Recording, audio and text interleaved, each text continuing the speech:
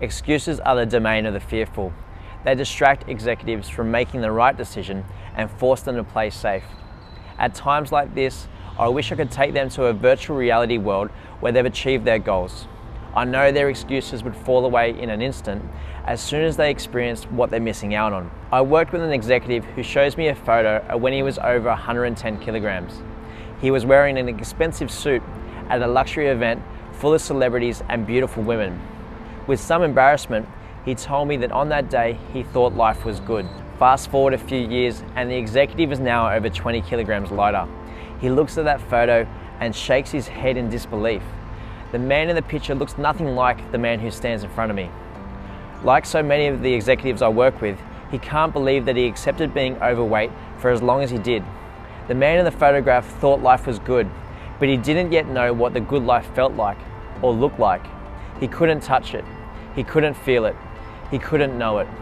A lack of clarity was allowing him to wait and defer.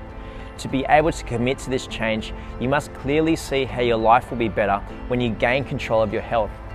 Having trained over 1,000 executives, I have seen that the benefits are felt in 4 ways. The first is performance.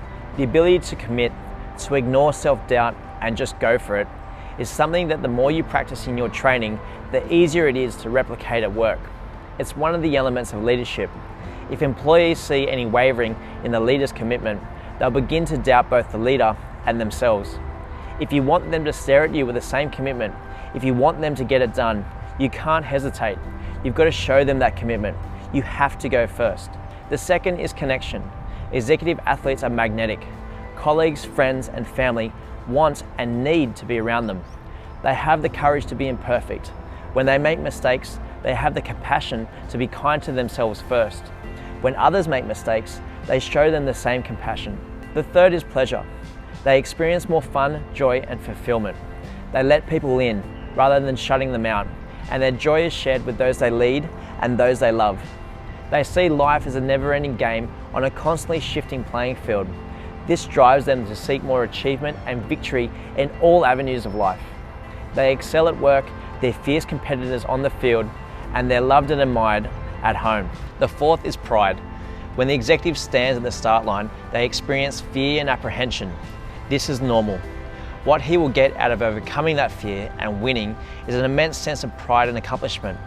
The executive who does this best shares their feelings with those closest to them. Sharing gives you peace when life gets hard and enhances everything positive that you experience. Sharing the process only increases the admiration at the end. Admiration produces emulation, and the executive athlete is as inspiring at home as they are at the office. They are healthy, fit, and productive, and those around them naturally follow their example. Their presence gives the room an electric buzz. They are uplifting and inspiring. They are heroes and legends. They have the dream lifestyle. There is little more they need or want, yet they manage to remain humble, for they remember the long climb from the bottom to the top.